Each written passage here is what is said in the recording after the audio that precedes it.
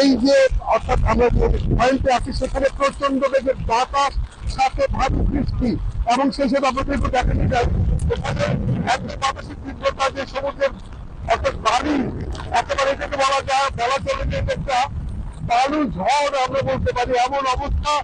এবং আমরা যেটা জানতে পেরেছি যে এখানে এত তীব্র বেগে বাতাস, যদিও বা সতর্কতা সংকেত মহাবিপদ সংকেত 9 নম্বর থেকে 3 নম্বরে আনা হয়েছে, কিন্তু এখানে বাতাসের তীব্রতা বাড়ছে, প্রতি মুহূর্তে বাতাসের তীব্রতা বাড়ছে। সেই সাথে আমরা যেটা খবর পেয়েছি যে কক্সবাজার সহ বিভিন্ন উপকূলীয় এলাকায় বেশ কিছু ঘর ক্ষতিগ্রস্ত হয়েছে এই পর্যন্ত। তবে আশ্রয় কেন্দ্রে 10,000-এর মতো মানুষ আশ্রয় নিয়েছে। দর্শক, এই ফাঁকে একটু আমরা বলতে চাই, এমন অবস্থায় আমরা এসেছি দাঁড়িয়ে থাকা একজন মানুষের পক্ষে অর্থাৎ দাঁড়িয়ে থাকাও খুব কষ্টকর, এত প্রচন্ড বেগে বাতাস বইছে।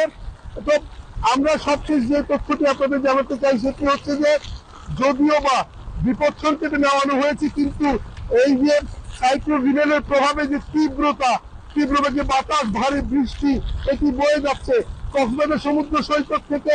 এই